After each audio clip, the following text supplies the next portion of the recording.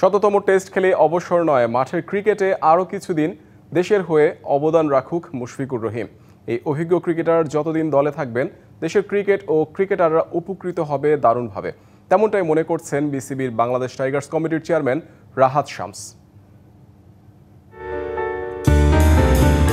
আইরিশদের বাংলাদেশ সফরে আসার আগে এনসিএলে নিজের ১৫০তম ফার্স্ট ক্লাস ম্যাচে সেঞ্চুরি হাঁকান মুশফিকুর রহিম। নিজের ১০০তম টেস্টের আগে যেটা হয়ে যায় দারুণ প্রস্তুতি। এরই মধ্যে ৯৯তম টেস্ট সিলেটে খেলে ফেলেছেন মুশি। ১০০তম টেস্টের অপেক্ষায় হোম অব ক্রিকেট মিরপুর। প্রথম বাংলাদেশি হিসেবে টেস্ট ম্যাচের সেঞ্চুরি হাঁকাতে যাওয়া এই লিটল মাস্টারের জন্য উদযাপনের মাস্টার প্ল্যানও সাজিয়ে রেখেছে বিসিবি, জানালেন এই পরিচালক। যেহেতু মুশফিকের এটা তো একটা বিশাল মাইল ফলক। এই মাইল ফলকটা ১০০তম সেটার জন্য বিসিবি প্রিপারেশন নিচ্ছে। ইনশাল্লাহ ১০০তম যেহেতু ঢাকায় হবে, এইখানেই সেলিব্রেশনটা হবে। ১০০তম টেস্টের পর আন্তর্জাতিক ক্রিকেটের জন্য ব্যাট প্যাড তুলে রাখবেন মুশফিক। তেমনটা চান না মুশফিকদের সারা বছরের অনুশীলনের বিভাগ বাংলাদেশ টাইগার্সের চেয়ারম্যান রাহাত শামস। বললেন, মাঠের ক্রিকেটে মুশফিকের দেয়ার আছে আরও অনেক কিছু।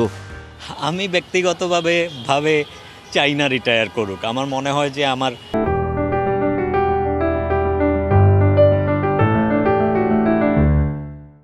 আমাদের যারা সিনিয়র কিছু প্লেয়াররা ছিল, তাদের অনেকেই এখন নাই, সরে গেছে একসাথে কয়েকজন।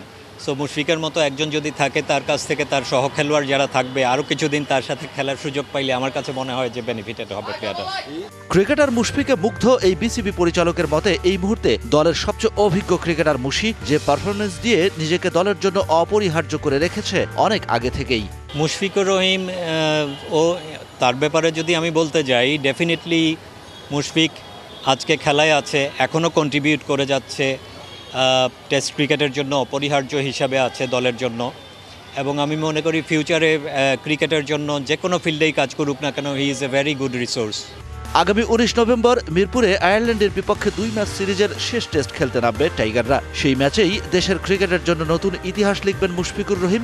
দেশের হয়ে প্রথম ১০০তম টেস্ট খেলতে নামবেন মুশি। Shahan Papan, DBC news, Dhaka.